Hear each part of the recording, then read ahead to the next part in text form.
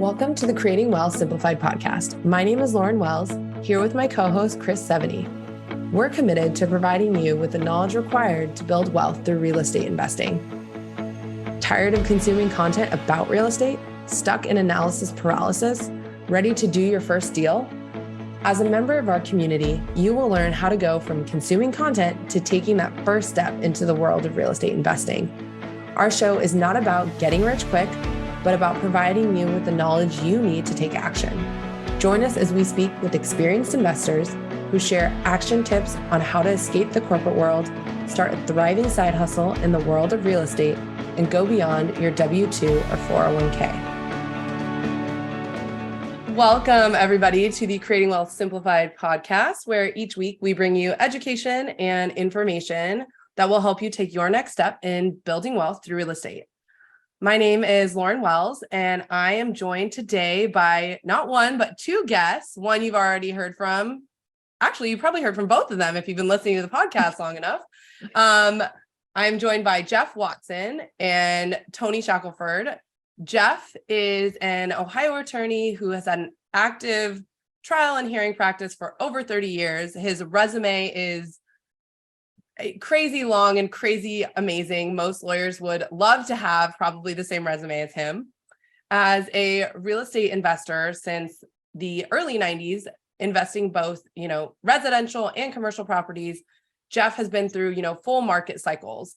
He is a really recognized thought leader and innovator in the field of real estate and note investing, wealth building, and self-directed retirement accounts.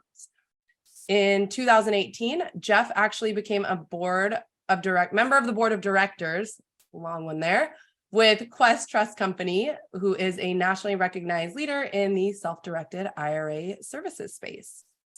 So, and then Toni, I'll give you a little intro as well. You might have listened to Toni in the past. Toni is a member of the Seveny Investments team, our marketing manager turned investor relations coordinator, and is here to add another perspective to this conversation today.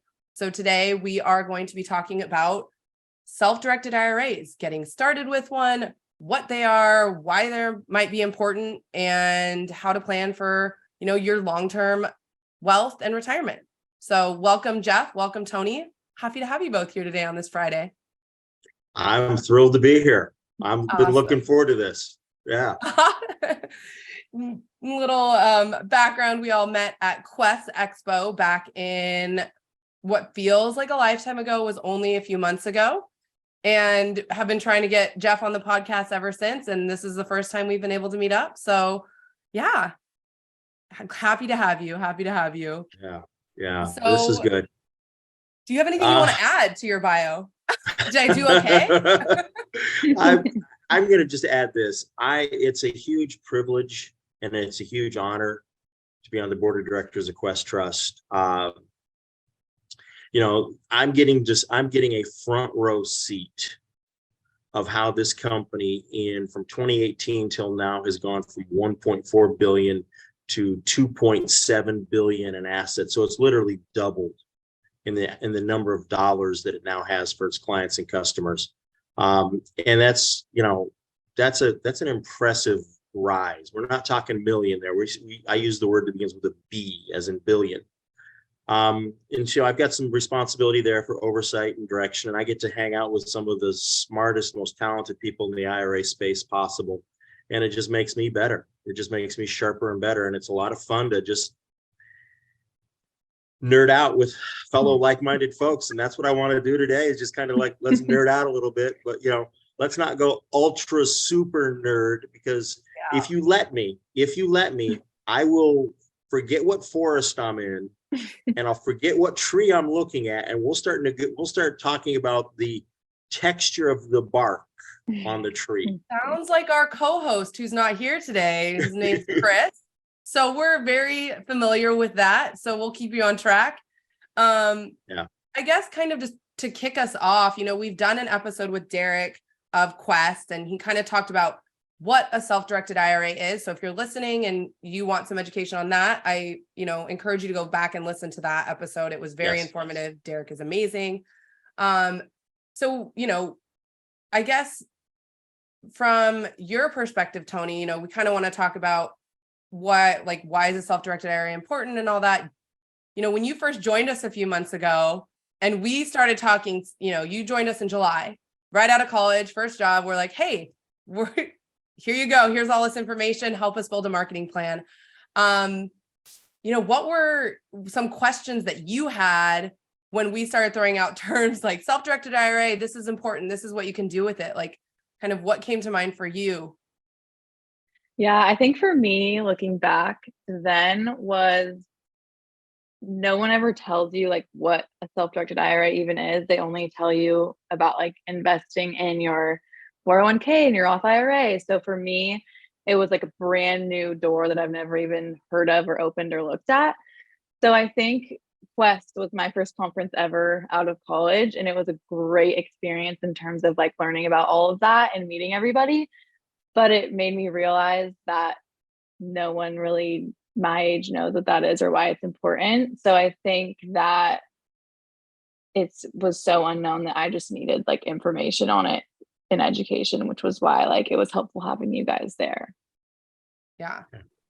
So let me just jump in, because I completely agree with where Toni's going with this. And I'm going to cover this at a really high level, because if you need more, go listen to what Derek Long has to say.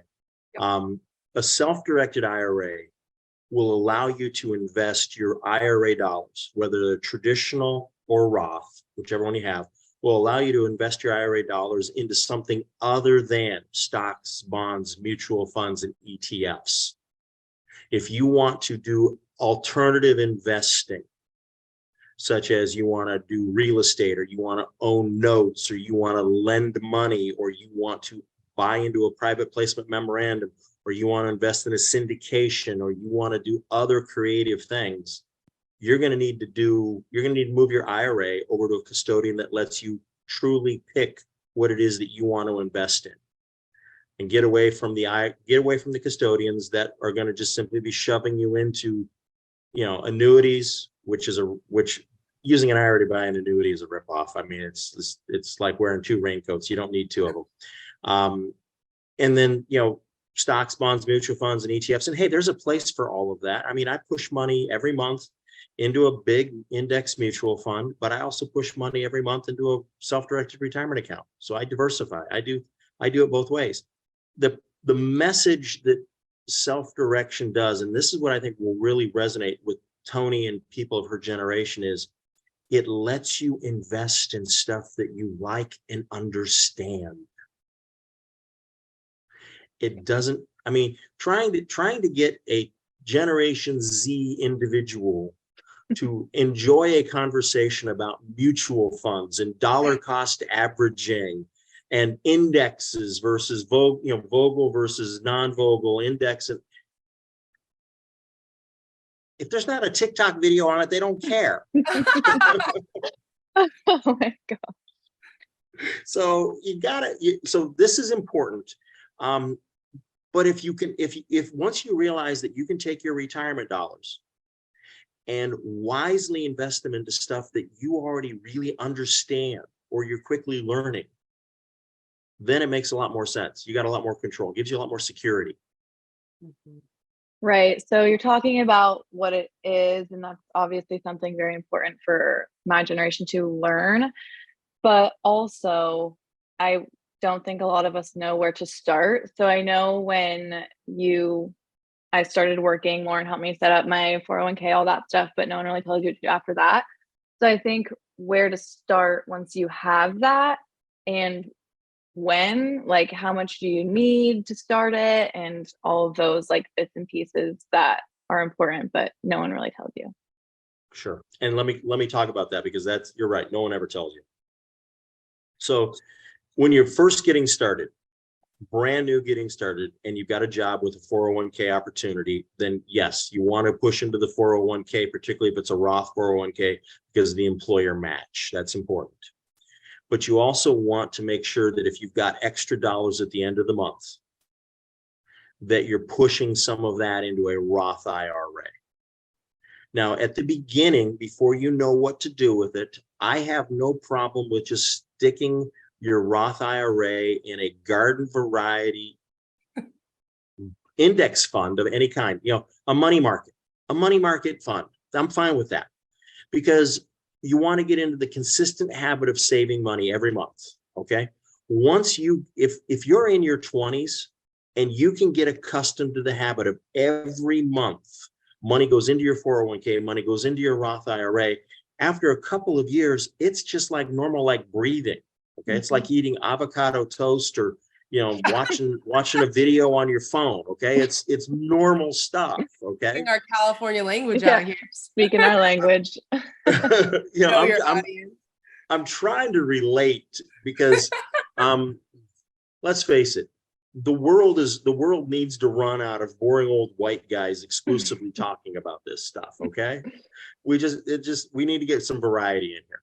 And so I'm trying to talk to that, trying to encourage up that variety. So going back to it, consistency is consistent, monthly consistency. And once you get, I'm going to say anywhere between $5,000 and $10,000 in a Roth IRA. And by the way, the annual contribution is somewhere right around $6,500 beginning in 2023. Okay, so we're looking at $500 a month is a really good program to be on. Once you get between $5,000 and $10,000 into a Roth IRA, then it's time to start saying, okay, what are some alternative investments that I can do with this that I understand, that I like, that I'm comfortable with? I never want someone to do something that they're uncomfortable with their self-directed IRA. I never want someone to do something that they don't understand with their self-directed IRA. I want them to have asked a lot of questions. I want them to have a very high comfort level as to what they're doing, who they're investing with, how it's going to work, what's going to happen. Oh, by the way, if something goes wrong, what do we do? How do we plan for that? And so on. But then once you get that between 5 and 10, and you're consistently throwing money into it, then you can go find that perfect type of investment. And it may be that you're going to go like specialize in doing what I teach a little course on 10 for 12 loans. You loan $10,000 out, you get back 12 payments of $1,000 a month. And that goes to a landlord that needs to replace an HVA system or something like that.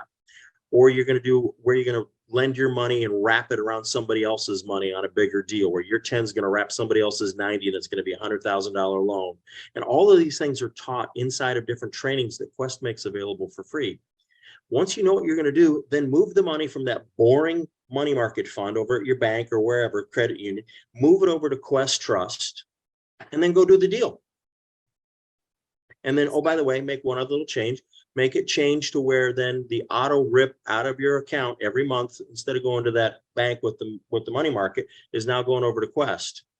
So you continue to fuel that one at up to $500 a month. Those are my thoughts. To summarize that for our audience. Okay, so that's her polite way of saying, Jeff, you forgot what forest you were in, and you're starting to talk about the texture of the tree bark. No, it was good. I do it to Chris all the time. This is like the role. This is what I do. So to summarize that, open, and this is a good clarification, because open a Roth IRA, it does not have to be immediately with Quest. You would say, correct, open it with your local bank or credit union, put it in a mutual fund. When you get to that, so that's step one, make those consistent contributions is step two. Step three, when you get to, and I actually feel like in step two, you also kind of added educate yourself on what interests you outside of mutual funds, what other alternative investment classes. So that education piece, which I feel is so important and is what is missing, is within step two of contribute and educate. And then step three would be move it to a self-directed custodian. We all love Quest over here. So move it to that self-directed custodian and start investing in that alternative asset that you've gained that education on. Once you hit that 10K mark, 5 to 10K mark in your mutual fund. And I believe Quest has in its archives a presentation that I did on how you literally, if you can consistently contribute $500 a month into your Quest Trust account, and you do these 10 for 12 deals, you can, in about 7 years, turn 10,000 into $100,000. And I'm going to just say this right now. Once you get to $100,000 in a self-directed Roth IRA, you have achieved what the geeks like me call critical mass, because now it's capable of earning more every year in interest and in profits than you can contribute to it. And once you get to that point, it gets fun to watch the power of compound take over. Now, Toni is bright for her age group because she already understands the power and magic of compound interest. We've had this conversation and her eyes lit up, and it was a blast there at Quest Expo. And but she gets it. Give us, for our audience listening and who might be Toni's age, give us an example of how, because Toni hears this all the time. You look at her, I look at her, and we're like, you're so young. You have so much time.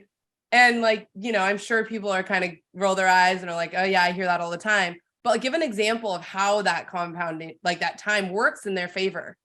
Okay, so I'll give you the classic example. It's taught in many different forums. If you begin at age 20 and contribute $500 a month to a Roth IRA, and it earns an average of 8% or 9% a year, and you do that every month for age 20 through 30, and then you stop at 30 and don't put any more money in, and you just let it keep earning that 8 or 9% every year, you will have more money at age 65 than a person who starts at age 30 putting $500 a month in and does it all the way to age 65. You will have more money because that 10 years at that youthful age with that power, you just start a snowball rolling that is just, it's the eighth wonder of the world, to quote Albert Einstein. Yeah. Oh. Well, yeah, I remember at Quest. Sale, Toni, it's all on you now. I know. I remember being at Quest, and Jeff, that's where I met him. And like a couple hours in, there was an extra seat next to me at our booth. He's like, mind if I sit here? And I was like, oh, sure, okay. Like I heard you were a big deal. So I was very honored that you wanted to sit with me.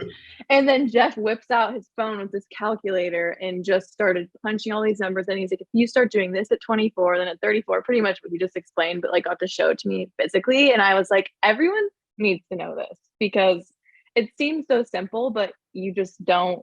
I would have never seen that little calculator or any of those calculations without having and everyone there is so nice and just willing to help in this industry in general. And so just having those people like have your back. And that's why I wanted you on the podcast, because I was like, this is like simple enough for me to understand, but also keep learning from, because I also have Lauren to back me up on everything too. So I'm going to just see if I can do this on the screen. Here's what she was talking about. This is my cell phone. I've got an app on it that is a financial calculator. Yes, I don't have a pocket protector. I don't have a pocket protector, but I have usually 2 financial calculators with me wherever I go. So yeah, I was very impressed. Yeah. So, okay. So let's shift into my generation, millennials. Different problems. Say, okay, because something Toni has touched upon is, and we're bringing you on this podcast, is really there is a lack of education around planning for retirement in a way outside of your 401k 9-to-5 job. And the younger generation, Gen Z, they are much more aggressive in not going that corporate route and, looking at different options. And it's awesome. I think millennials are pretty split depending on when you were born, 50-50 on, if you've taken the time and you've looked outside of the norm. But then there's a lot of us who've just graduated college, got a 9-to-5, and that's what we will be doing for the rest of our lives, or what they will be doing, or people will be doing my age. So now we're hearing about all these other options, self-directed IRA, and we're in our 30s, same 30 to 40. We'll use that age range. We have kids, we have a mortgage. Now what, Jeff? Like for example, let's put it in my shoes. I have a self-directed IRA, I have a solo 401k, but say I did it. And my concern is, okay, I have 2 kids. What do I do? How do I help them? How do I educate them? How do I set them up for success? How do I set myself up for success? feeling behind, what would your yeah. advice be? Okay. So the first thing I'm going to tell you is take a deep breath. It's not Second me. thing I'm, is I'm, I'm going to I'm tell you, playing the avatar. Let's just be clear, of yeah, my generation. but for anybody in your generation that's listening to this, I want to just take a deep breath. Okay. Because the fact that you're aware of the situation puts you ahead of most people. The fact that you're going to do something about it puts you in front of even more people. So let's get down to the fact of the back end of the baby boom generation, which is where I belong, and the front half of the millennials. We're in what I call the sandwich generation. We getting squeezed on both sides. Let me explain what I mean by that. We've come out of college. I went 8 years. I went 8 years. Okay, I got 4 years, a year's towards a master's degree, and 3 years of law school. Okay, so I got 8 years. You come out of college, you get a decent job. You're paying for your school, you've got kids, you're taking care of your older parents, you're getting compressed on both sides or three sides. Okay. Your lifestyle's hitting you one way, your kids are hitting you, your parents are hitting you, you're getting boxed. You've got to do something where you see a light at the end of the tunnel.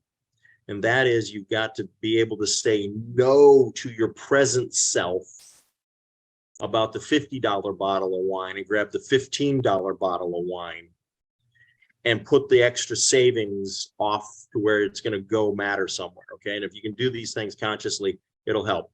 So, but where I want to go is, folks, it's not how much money you accumulate. It's the cash flow that comes off of that money. Mm-hmm. And it's the knowledge that you have to determine what are the investments that are going to give you the better cash flow.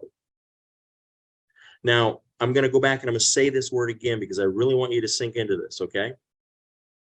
Cash flow. You can have $1 million in the bank earning 1.5%, and you don't have enough cash flow to buy dog food, all right? Or you can have $1 million in a self-directed retirement account that owns a combination of notes and real estate, and it's generating $25,000, $30,000, $40,000 in cash flow on a regular basis. Okay. And so for me, the first metric was escape velocity. By controlling my living expenses, by driving an older car with higher miles, by not having certain other things, I could keep my living expenses down, have more money to invest. And once I got to where now my monthly passive, quasi-passive cash flow exceeds what I need to live on, I have hit what I call escape velocity. I get to do the stuff I want to do. Yep. And I got to tell you, it's when you're living in that compressed lifestyle of, yes, I'm still taking care of some kids. Yes, my kids are all still adults. They're young adults. So I'm still helping them. I'm still helping my mom. I've still got some of my own things in my own life. So I'm still getting compressed on three sides, but because I've hit escape velocity, it doesn't pressure me so much. I've already found my outlet. Mm-hmm. And you know, I'm going to go back to Toni's generation. Pay attention, folks, to some of the stuff that Gary Vaynerchuk is saying. Oh, okay. Pay attention to what he's talking about with folks. And folks, if you're who he's talking about, that you're a Gen Z and you've said screw it to the corporate world, you're going to go do your own online entrepreneurial thing. God bless you. I love you. Yep. And Quest Trust is going to have a solo 401k product for you that is going to be fantastic, lights out for you. Coming out in January. Okay. Oh, it's going to be fantastic. All right. But you're folks, you in that Gen Z category, you're my huckleberry. You're who I want to talk to because you figured it out. You ain't swapping hours for dollars for the rest of your life. You know? Right. So what do you think your biggest? Pull me back, Lauren. I went off somewhere. No, you're good. So I'd say one, I love Gary V. Totally. I've definitely heard that sandwich generation analogy. I'm not part of that generation, but I've heard that and I see it with some of my friends who are a bit older that, are taking care of their parents. They have young kids, and the ones, when I'm looking at it from an outside perspective, the ones who are doing what you're saying versus not do feel a lot less stressed about their life. So for people who, are in the millennial generation who may not have the Gen Z mindset, what would your action items be for them? For setting, like, other than, because I agree with you, I think a lot of millennials, it's a lot of my peers I talk to, I love my friends, but some of them, I'm going to call you out right now, that lifestyle choices will catch up with you. And it kills me to see, grab, like you said, grab the $15 bottle of wine. You don't need the new car, the new phone, the new everything all the time. And that's something that would be my action item for my generation, is like, don't just live within your means, live below your means. Like, put money away so that you can live that life later that you want, while everyone else is probably still working their 9 to 5. Yep. Maybe that was your action item and I summarized it and stole it from you. But what would another action item be? Well, I'm gonna just take your action item and I'm gonna flesh it out a little bit more, okay? Okay. And I'm just gonna be flat out. I'm gonna hurt somebody's feelings with this, and I don't care. Ooh. The easiest person for you to lie to about money is yourself. And I don't care if you're a baby boomer, a millennial, a Gen Z, you're lying to yourself about your money. You need to become accountable to yourself about money, which means that you need to borrow a well-known guy's name, phrase, you need to make sure every dollar has a job assignment every month. Okay. So you should have an idea how much money you're going to make every month, and every dollar needs a job assignment. Now, some of those job assignments are going to be like, Lauren needs a fun day. Tony needs to have a good evening. Jeff needs to enjoy Chick-fil-A, something like that. Okay. So some of those dollars are going to be that way, but some of those dollars are going to be like going to work for building your generational legacy and wealth. Mm-hmm. All right. And that's a big thing, because folks, I got news for you. You're going to look at this thing and it's going to be YOLO or yo-yo. YOLO is you only live once. Yo-yo is you're on your own. Ain't nobody from the government going to come and give you a comfortable retirement. You're on your own for that. And so you better do something about it. Okay. And that means be honest with yourself about money. Be very brutally honest with yourself about money. Live on less than you make. Give every dollar a job assignment. And I'm going to tell you the other thing that I do that is, it was painful at first, but I finally got used to it. I get paid once a month out of the law firm that I run and operate. I get paid once a month. Right after that check hits my account, two things happen every month. All my charitable giving is automatically yanked right out of my account. I don't have to do anything. It just happens. All of it, everything gone to my church, to mission organization, rip, it's gone. The next thing that happens without me doing anything to happen is money goes into my retirement savings. It's not dependent on me to do anything. It's not what mood am I in. It happens automatically. And I'm left to live on what's left over. Mm-hmm. And I got to make it work. Yeah. I think something you said there is also very important, because I think when people say, hey, live below your means and budget and actually know what you're bringing in, like my husband and I have a financial meeting every month. We look at our finances. We've always been weird like this. When we started dating, we had that even before we knew we were going to get married. We pretty much knew right away. But anyways, that's another topic. But we've always had this Excel spreadsheet. He's a total Excel nerd. And we know burn rate. We know all of this. If something were to happen, how would we adjust? So have those but we also, and this is important because I think people are like, oh, you budget. And it's like, yeah, but also, what I love? You love your Chick-fil-A. I love my lattes, not every day, but it is happiness in a cup for me. I'm not going to cut something like that when I would rather cut like in other areas. So it's not only about budgeting, but it's knowing what like you can still live and have fun. I'm not going to cut my, the latte at the end of the day is not going to crush my bank account. It's all of the other things that accumulate that aren't really adding value that will make or break it. So I think that's what you said, you were saying, the fun money. Yep. You still have to take into account that you're going to have to live. Here's the thing that a lot of people seem to forget when we use that big bad B word called budget. They're making their own budget. Yeah. You just got to live according to your own plan. Yeah. I mean, if you can't plan for yourself, then why do you have a driver's license? Why do you think you're an adult? And please tell me you're not trying to rear children if you can't plan for yourself. I'm sorry. You're just like, you haven't made that adult threshold in my eyes. Yeah. So now that probably will offend somebody. Tough. Well, I think because I think it's important that you said that you went you get to make your own budget, just stick to it, because for a long time millennials were getting bashed on their avocado toast and their lattes and whatnot. And even Gen Z, it was oh, they spend money on all these things, but they also do a lot of innovative things that the older generations do not do. So anyways, well, I mean, I'm gonna do it this way. Baby boomers spent way too much money on automobiles. Way too much money on automobiles as a category.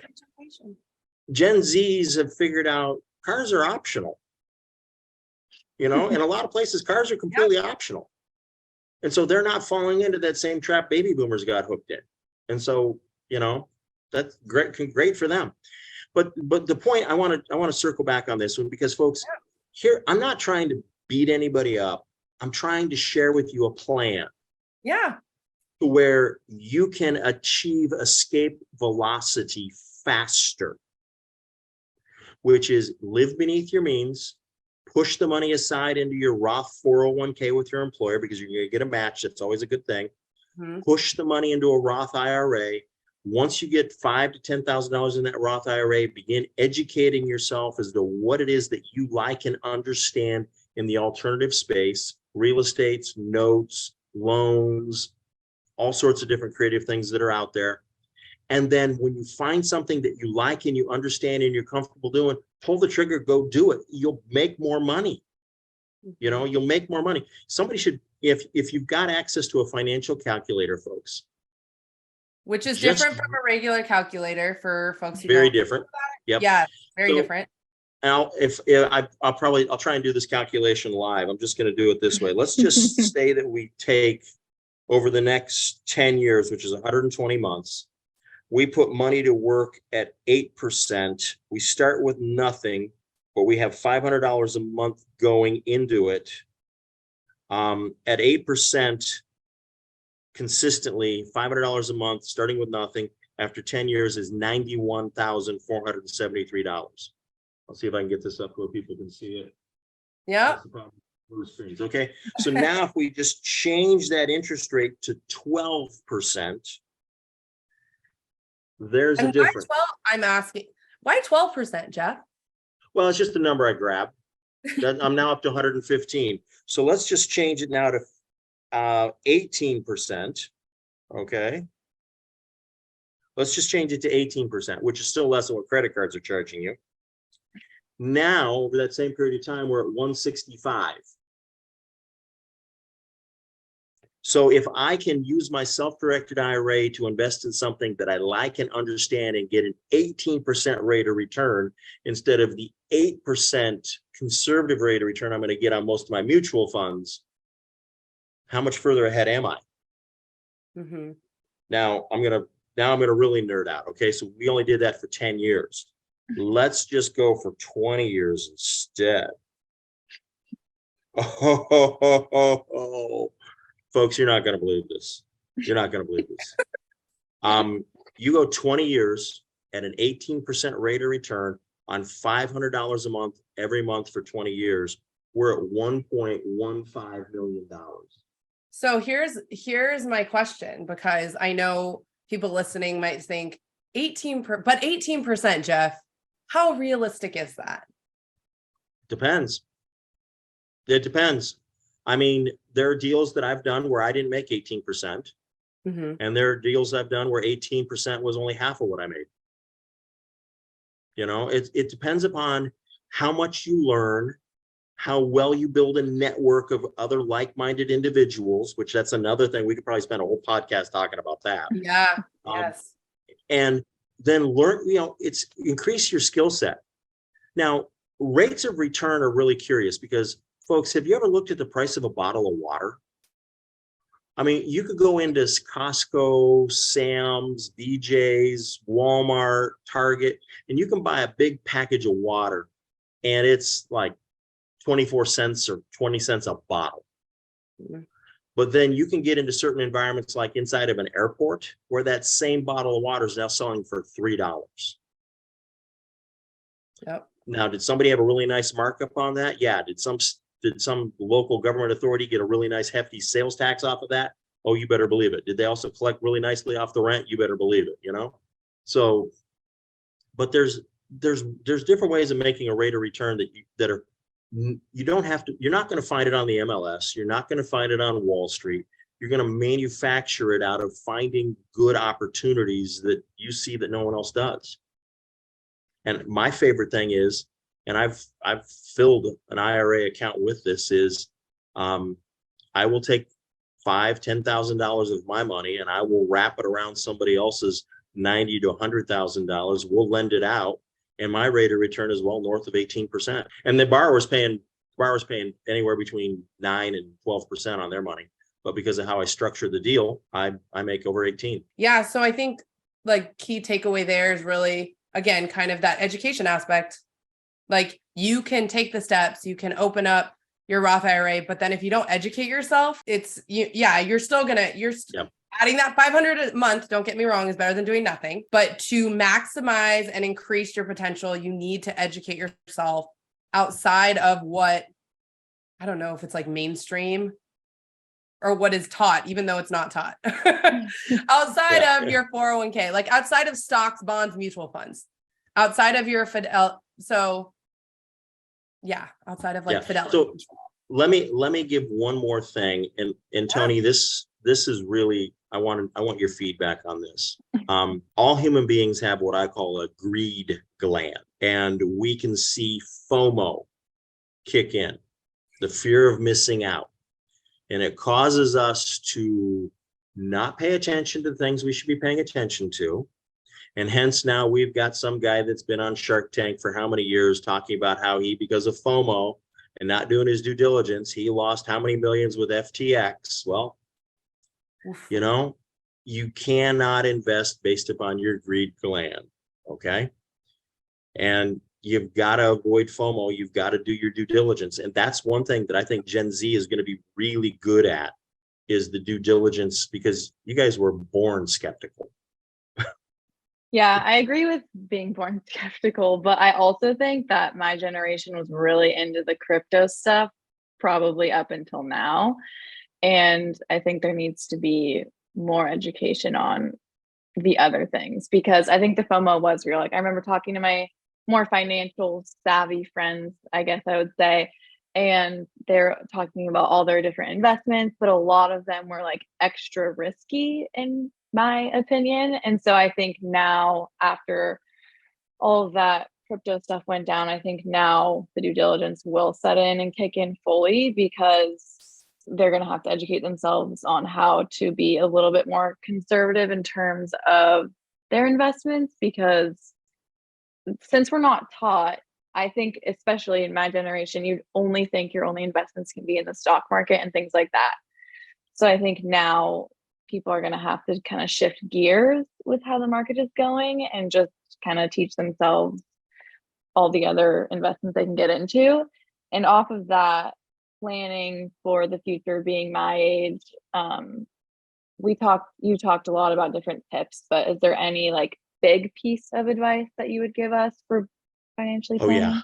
Oh yeah. I'd give you, this is the most important thing. And I'm grateful to a friend of mine. I consider him to be the godfather of self-directed IRA investing. His name's Lyle. He's out of Colorado. I don't want to embarrass him by giving away all the details, but Lyle has forgotten more about this stuff than I'll ever know. He taught me many years ago. He said, Jeff, know your burn rate. Lauren mentioned the same term a little earlier. So Toni, what I would say is, what do you need a month to live on? Know what that number is, and then begin building systems and investments and processes that give you that money on autopilot, whether you get out of bed or not that particular day. Now, I'm to the point where I got to get out of bed at least a couple of days a month to get my autopilot money to show up. Okay. But other than that, it's pretty good, you know. But once you get to that point, so you've got to know what your goal is, because if you don't know what your goal is, you don't know what you're chasing. And as you can then start measuring your progress towards getting there, and you're going to get your progress is going to come in two ways.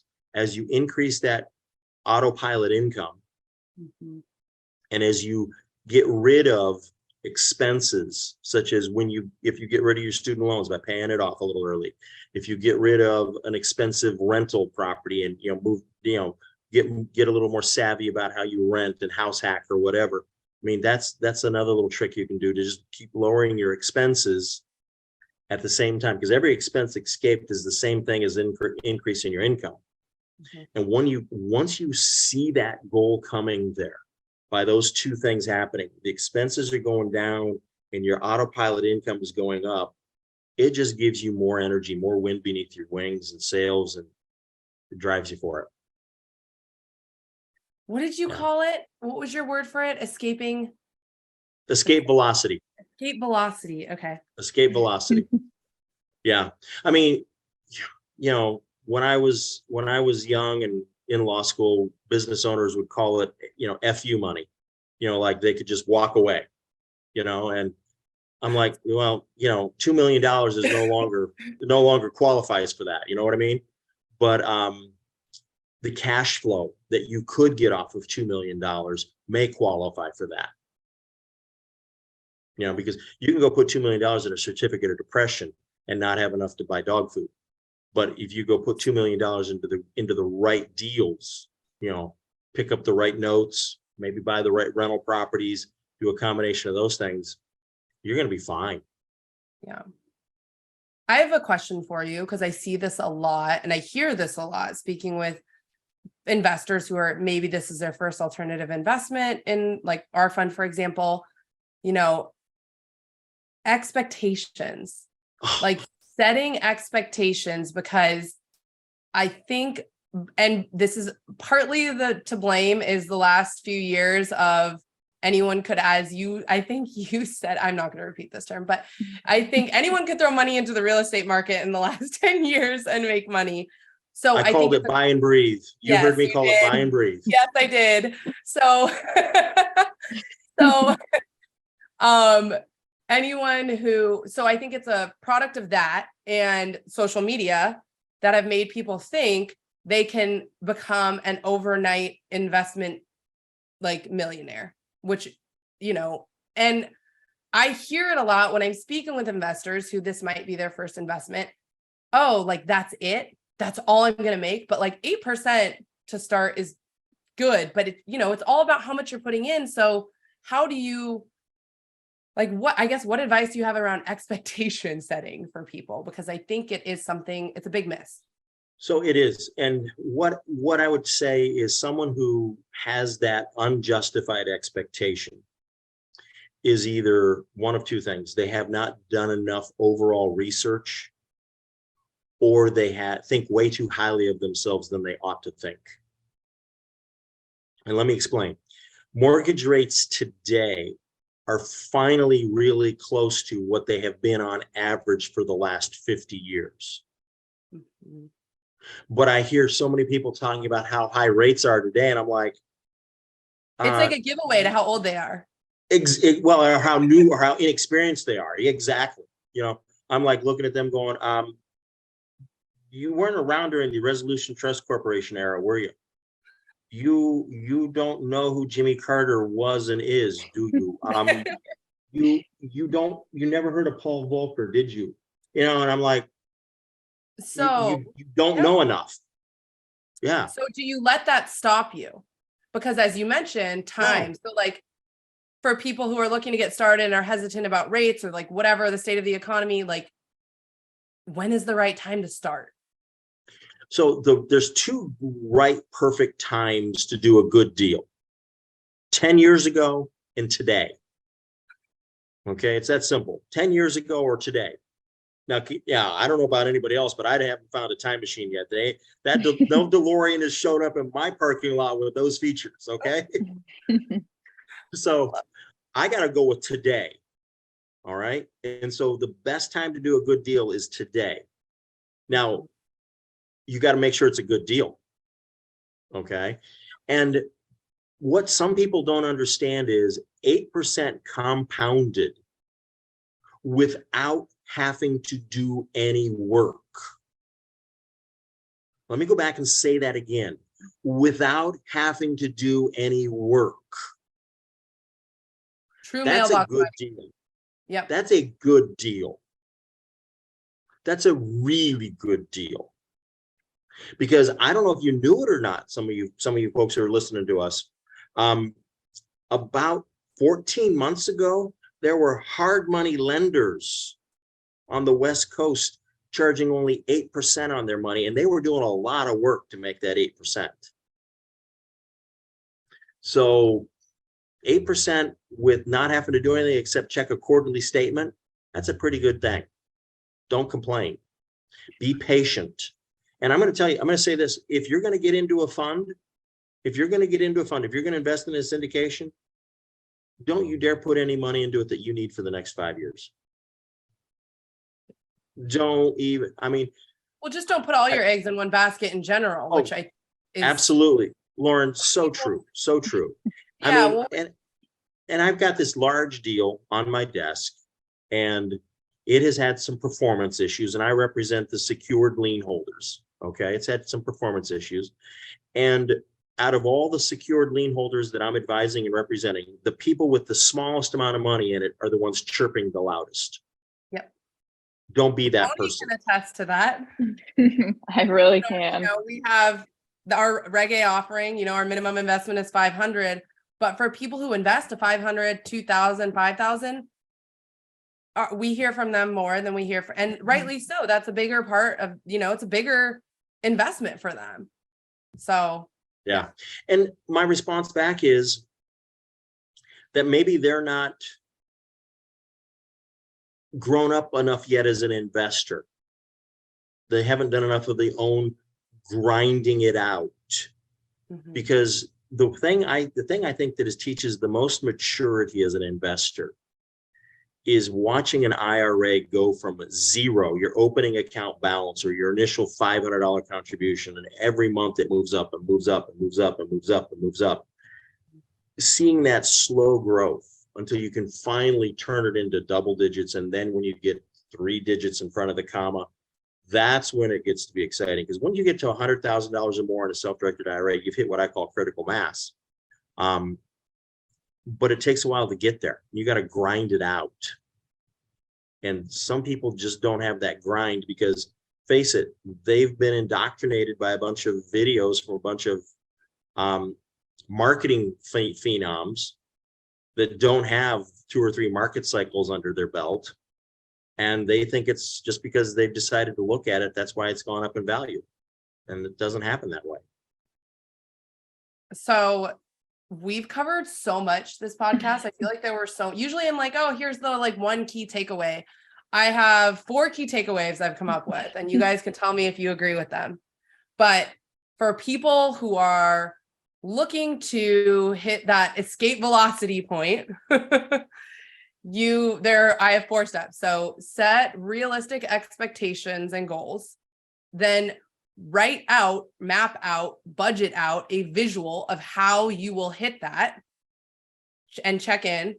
Then you educate yourself on on all alternative investments. So educating yourself outside of stocks, bonds, mutual funds. And then the 4th would be start today and stay committed. Yep. And one included in one of I think the second item that you shared there Yep. is the component of tracking your progress. I think you had it in there, but it wasn't overtly stated, but that's really important, is to track your progress on a monthly or quarterly basis as to how well are you moving. I've got a client, very successful business owner, very successful business coach. He teaches check your balance sheet once a month. Update your balance sheet monthly to see how you're moving. And that's pretty good advice, you know? Yeah, I think also like being patient was a good point that you had, Jeff, because it is true. Our generation is there's so many videos out there about the get rich quick schemes. So I think your way of saying it was grinding it out. So I think that's a very good key takeaway for people my age, just getting started and not understanding that it takes time, and holding money into something is a good thing, not right. Scary. Yeah. And I'll put it like this. I think you're going to need to look at 100 business investment opportunities. Look at 100 opportunities, sort them down to probably about 20 that make sense. Out of the 20, you'll probably only invest in 5.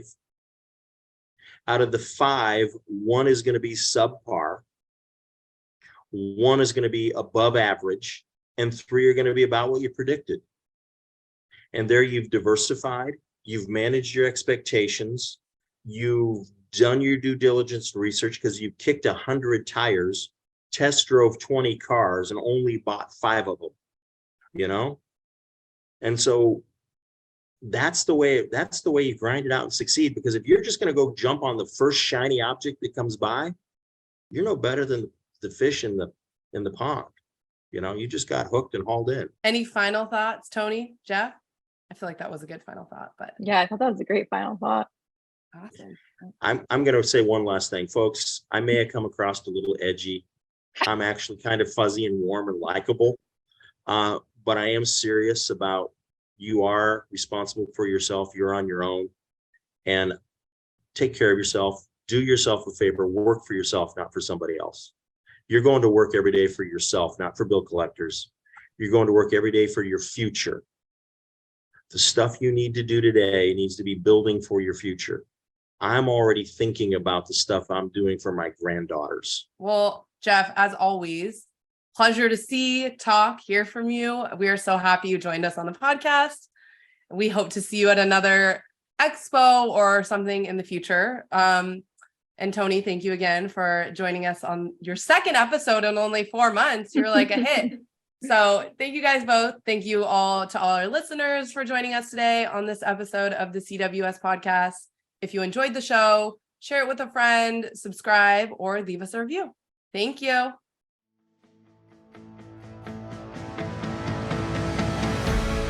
Thank you for joining Lauren and I on this episode of the Creating Wealth Simplified podcast. Each week, we bring you expert education, experience, and information in a digestible format to help you identify investment opportunities so you can build wealth through real estate and take action toward your financial goals. Enjoy the show, share with a friend, or subscribe to the show and leave us a review.